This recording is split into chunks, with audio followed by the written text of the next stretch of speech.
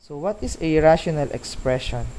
Rational expression, so when we say rational expression, it is nothing more than a fraction wherein the numerator and denominator are both polynomials. So polynomials, ito yung topic nyo, ito yung lesson nyo nung kayo ay nasa grade 10. Ito yung nasa first quarter. So rational expression can be written in the form a over b, so it should be fraction. So in short, when we say rational, unang papasok agad sa isip natin, ito ay fraction. Okay? So can be written in the form a over b, where a and b are polynomials and b cannot be equal to 0. Bakit cannot be equal to 0 yung b? Ang reason, kasi po kapag constant over 0, ang sagot is undefined. So yung goal natin, yung mga may value. Hindi natin goal yung undefined. Okay? So b cannot be equal to 0. Here are some example of rational expression. We have 6 over x minus 1. 6 is a polynomial, constant polynomial, and this is linear. So this is a rational expression. So polynomial over polynomial. Another example, x squared minus 1 all over x squared plus 5. Another, we have m squared plus 18m plus 1 all over m squared minus m minus 6.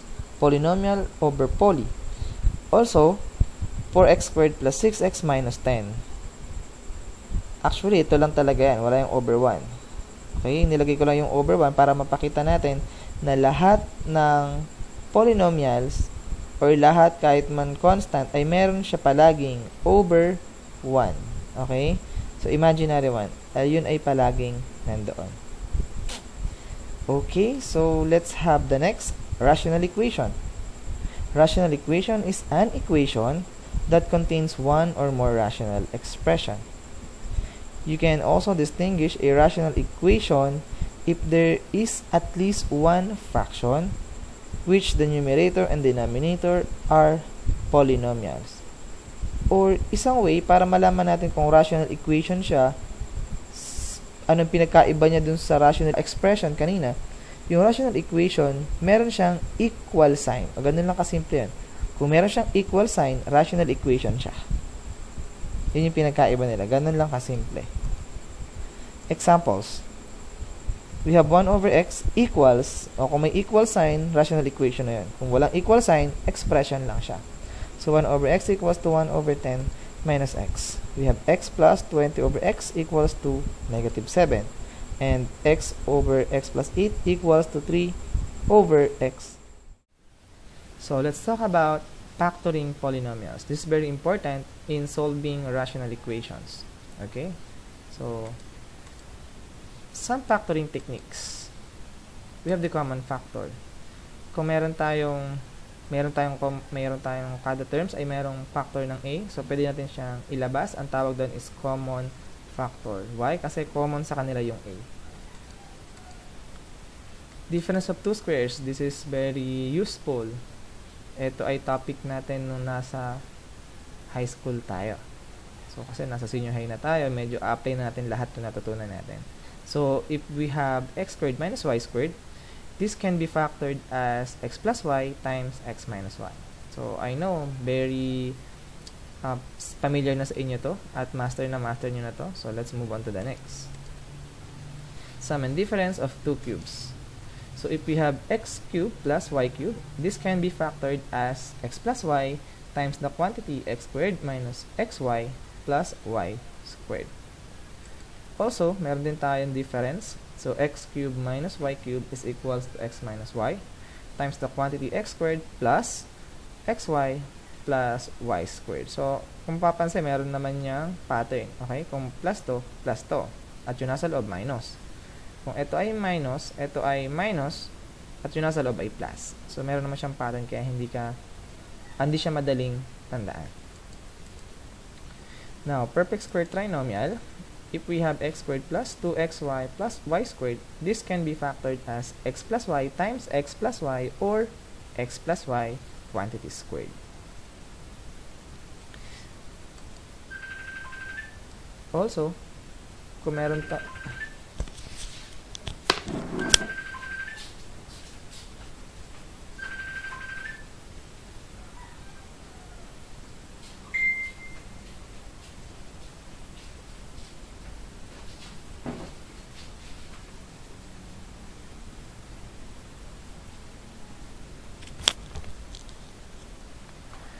Also, we have x squared minus 2xy plus y squared. And this can be factored as x minus y quantities squared. So, may pattern din kapag plus, plus kapag minus, minus. Okay? So, let's have an example. Example number 1, x squared minus 25.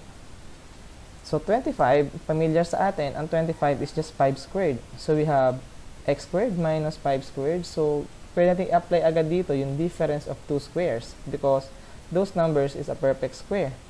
So, apply natin. So, ganun lang kabilis. So, we have x plus 5 and then x minus 5. And that's it. Ganun lang siya kadaling i-factor. Okay? Number 2. So, kung medyo nakalimutan na ang factoring, so, balikan natin yung lesson natin or yung lectures natin nang tayo ay nasa junior high. So, ito ay nasa pang grade 8 and grade 9.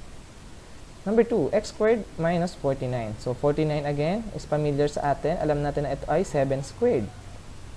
So, kung ito ay 7 squared, ito ay x squared. So, para silang may squared. So, ito ay under ulit ng difference of 2 square na madali natin maipa-factor. So, ang factor lang is x plus 7 times x minus 7. And that's it. Kung gusto nyo i-check, pwede nyo i-FOIL method or i-multiply natin siya. And I'm assure you na ang lalabas is x squared minus 49. Next, we have x squared minus 10x plus 25. So, hindi siya familiar, pero ito ay under ng perfect square trinomial. Bakit? So, yung kanina natin, yung x squared minus 2xy plus y squared. So, in this case, yung y lang natin ay naging 5. So, just the same thing. Kung medyo mabilis ang mata natin sa paghanap ng patterns na ganito, madali lang sa atin yung ganitong klase ng factoring. So, in this case, since ito ay perfect square trinomial, we can factor this as x minus 5 times x minus 5 or simply x minus 5 quantity squared. And we are done. So again, factoring, topic nyo na yan mula grade 8 hanggang grade 10. So siguro naman ito ay master na. Okay? Number 4. Now, kung medyo nakalimutan natin kung paano nga ba mag-factor, meron naman tayong general way kung paano siya gawin. So, ganito natin siya gagawin. Una, yung case natin, kapag yung x squared ay 1. So, wala ka nakikita dito sa kasabi ng x squared, so automatic na may 1 yan. So, paano gagawin? Kunin natin yung constant term. So, yung constant term na negative 18. And then, hanap tayo ng mga factors niya. Ano yung sabihin ng factors? Yung dalawang number na pag pinag-multiply mo, negative 18 ang sagot. Okay? So, isa-isahin natin sila. So, 1 times negative 18, negative 18 ang sagot. Negative 1 times 18, negative 18 din ang sagot. 2 times negative 9, negative 18 din yan. Negative 18 din yan. Negative 18 din yan. And negative 3, 6, negative 18 din yan. So, those are possible factors. Now, anong gagawin natin sa mga possible factors na to? So, after natin makuha yung constant, doon naman tayo sa gitna. So, yung gitna, negative 7. So, ano kinalaman negative 7? So, ganito yung gagawin natin sa mga factors na nakuha natin kanina. I-add natin yan isa-isa. Then, tingnan natin, alin dyan yung may sum na negative 7. Pag pinag-add natin to negative 17, in-add natin to positive 17, in-add natin to negative 7.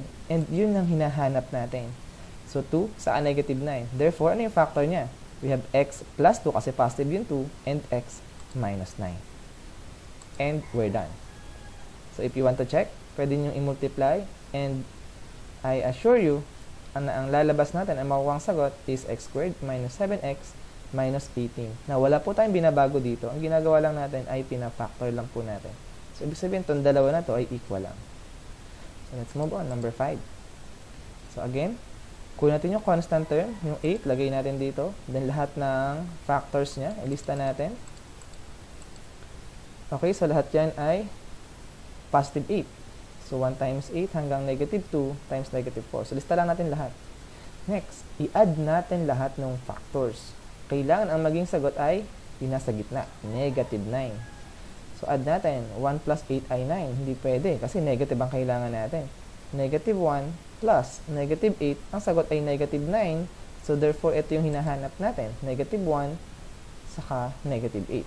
So, palagi lang naman isa yung kalalabasan dyan. Isa lang possible answer dyan. Okay? So, multiply natin or lagay na natin as a factor. So, we have x minus 1 times x minus 8 kasi pareha silang negative. And we are done. Okay, ganun lang siya kasimple. Example number 6. So, dinamihan ko na yung example para hindi na kayo maghanap ng iba pang example. So, dito na lang. Panoorin nyo na lang yung video para mas matuto kayo.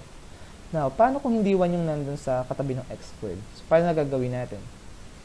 So, ganito yung ating unang gagawin. I-convert natin siya dun sa 1 yung x squared, yung alam natin sagutan. Okay? So, paano gagawin? Yung 8, multiply natin by 3.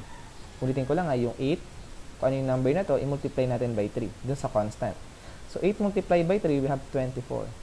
So, the resulting equation or expression ay magiging x squared minus 10x hindi nagalaw plus 24 kasi 8 times 3 is 24. Now, ito kaya mo itong i-factor. Nagawa natin ito kanina. So, kung natin yung constant, 24, lista natin lahat ng factors niya. Kapag minultiply mo ay positive 24. So, ito lahat sila. Lahat yan ay pag pinag-multiply mo ay positive 24. Now, hanap tayo ng pag pinag-add natin ay negative 10. Okay? So, alam ba yung mga negative 10 dyan? Ito yung negative 10 pag pinag-add. Negative 4, saka negative 6. So, wala nang ibang negative 10 na kalalabasan dyan. Isa lang yon. So, negative 4 saka negative 6. So, ano yung factor niya? X minus 4 times x minus 6. Tapos na ba? Hindi pa. Bakit? Kasi ang ginagawa natin talaga, ito yung original. Okay? So, isang trick lang tong pagpa-factor na to. Hindi pa tayo tapos kasi hindi pa yan yung sagot dun sa original natin. Paano gagawin natin dun? Multiply tayo ng 8, di ba? So, ang gagawin natin ngayon, since nag-multiply tayo ng 8, mag-divide naman tayo ng 8. Pabaliktad. Ano di-divide sa 8? Yung mga numbers na yan. Okay? So, magiging 4 over 8, and then magiging 6 over 8. Wala na tayong ibang babaguhin. So, tandaan, nag-multiply kasi tayo ng 8, so ngayon naman mag-divide na tayo ng 8. Oops. Wait a minute. Commercial muna.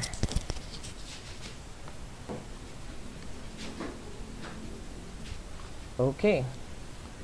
So, nag-divide tayo ng 8. So, ang gagawin natin, simplify lang natin yung numbers na yan. Siguro naman, yakang-yakan ng gawin kasi fraction lang naman to. So, 4 over 8. Ang 4 over 8, pag sinimplify, magiging 1 half. Yung 6 over 8, pag sinimplify natin, ni lowest term, magiging 3 over 4. So, we have x minus 1 half times x minus 3 over 4. Now, anong gagawin natin dun sa 4? Saka anong gagawin natin sa 2? So, ito yung simple trick. Yung 2, lilagay natin dun sa x. At yung 4, lalagay natin sa x. Tapos, mawawalan siya sa denominator. Okay? This is one way to factor a general trinomial. Pwede mo siyang i-apply at this is true for all. Okay? Pero maraming way kung paano mag-factor. Parang itong dinidiscuss ko sa inyo ngayon, ito lang yung isang way kung paano siya gawin. Na sa tingin ko, ito ay pinakamadali. Okay. So, we have, yung 2, lagay mo dun sa taas, ibalibag mo dun sa x. Yung 4, balibag mo dun sa x. So, magiging 2x minus 1, maiiwan yung numerator. Then, 4x minus 3, and you're done. If you want to check, multiply mo to, at ang makukuha mong sagot ay yung x squared minus 10x plus 3. So, ano kailangan pang gawin? I-multiply mo na ngayon na. And then, i-pause mo yung video, then tingnan mo kung ito yung kalalabasan. Okay? Number 7. 6x squared minus 5x plus 1. So, yung 6, multiply natin sa 1 kasi dapat 1 lang yung kasama ng x squared. So, gawin natin. Magiging x squared minus 5x plus 6. Next. Alam natin kung paano i-factor to kasi nagawa natin ito kanina. So, yung 6, kunin natin, and then lista natin lahat ng factors ng 6 na pag minultiply natin ay positive 6 ang sagot. Next, i-add natin to, hahanapin natin dapat ang sagot ay negative 5. Okay, so make sure na nakita nyo na agad, nasa hulihan. So, ito ay x minus 2 saka yung x minus 3. Okay, so pag pinag-add kasi natin yan, negative 5 yan. Okay, so medyo mabilis na yung mata natin sa part na to. Now, x minus 2 saka x minus 3. Nag-multiply kasi tayo ng 6 kanina. So, ang gagawin natin, since nag-multiply tayo ng 6 kanina, mag-divide naman tayo ng 6. Okay? So, ganun lang kasimple. Now, 2 over 6 saka 3 over 6. Ang 2 over 6 is 1/3 at yung 3 over 6 is 1/2. So, lowest term lang natin. Now, anong gagawin natin dun sa 3 saka sa 2? Ibabalibag natin sa x at itong 2, balibag natin dun sa x. Na magiging 3x minus 1 at ito ay maging 2x minus 1. And we're done. Now, kung gusto mong i-check to, i-multiply mo lang to using FOIL method or anumang klaseng multiplication yung alam, it's okay. So, marami tayong way. Hindi naman porket ang tinuro ko lang ay yung multiplication by chunk, yun na lang yung gagamitin natin. So, you can use other method and still correct pa rin naman siya. So, make sure, multiply natin to. I-pause mo na yung video ngayon. I-multiply mo. And then, ang makukuha natin sagot dapat ay 6x squared minus 5x plus 1.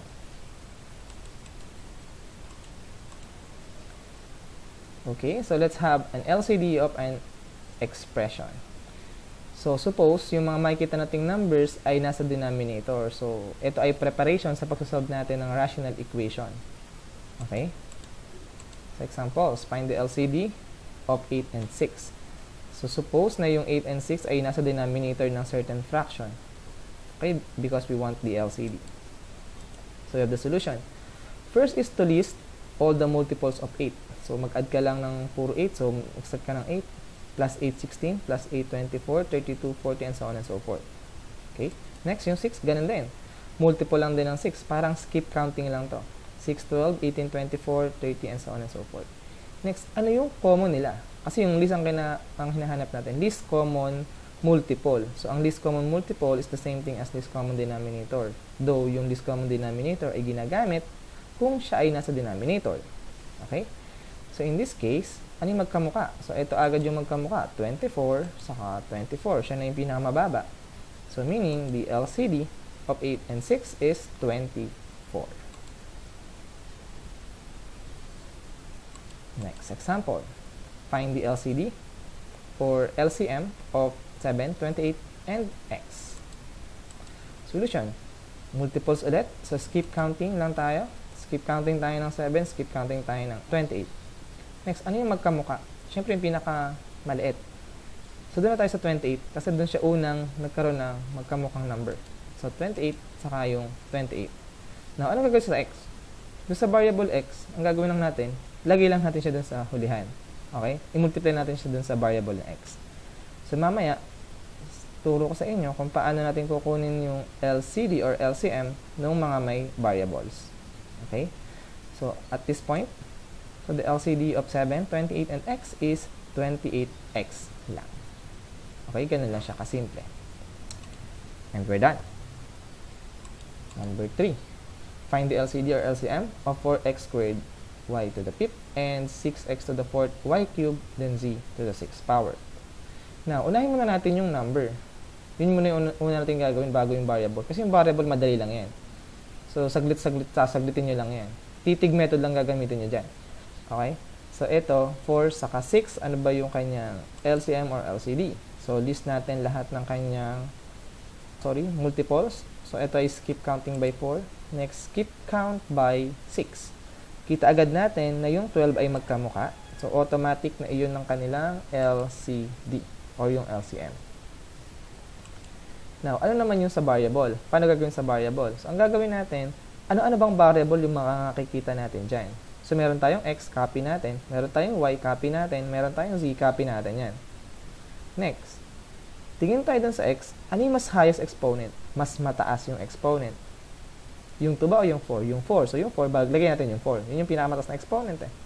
Next, sa y naman, ano yung pinakamataas na exponent? 5 or 3. So, the answer is 5. Kaya lagay natin yung 5 as the highest exponent. And then yung 6, wala namang kamukha yung z. So, lagay lang natin as 6. And this is already our LCD or LCM. 12x to the 4th, y to the 5th, and then z to the 6th. So, sa variable, kung ano lang yung may highest exponent. Okay? So, I guess ito ay clear. So, punta tayo sa next example. Find the LCD of x squared minus 10x plus 25 and x squared minus 14x plus 45. So, apply natin yung pag-factor kanina na ginawa natin. So, hopefully, gawin mo yung way kung paano ito i-factor and gawin mo rin yung way kung paano ito i-factor ng trinomial. And yung number 1, x squared minus 10x plus 25, na ang makukuha mo dyan is x minus 5 times x minus 5 or x minus 5 quantity squared. Okay? So, kaya importante yung factoring kasi magagamit natin siya sa pagsusolve ng rational equation. Next.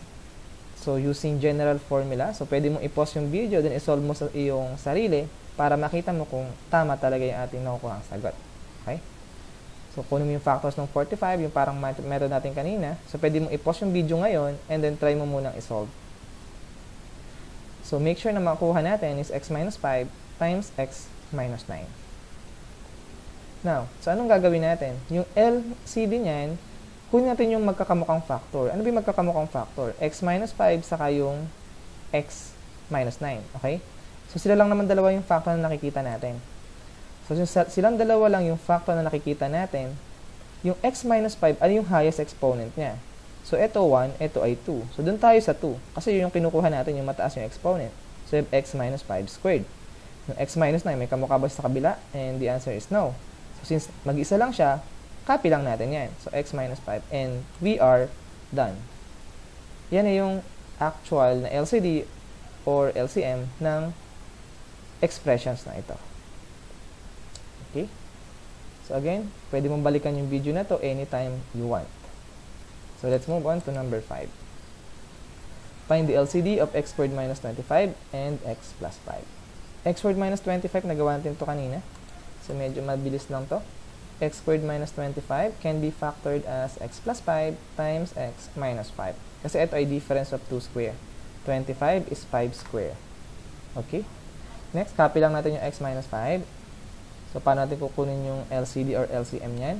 Ano ba yung mga factors na nakikita natin dito sa part na ito? So, x plus 5 saka x minus 5 lang.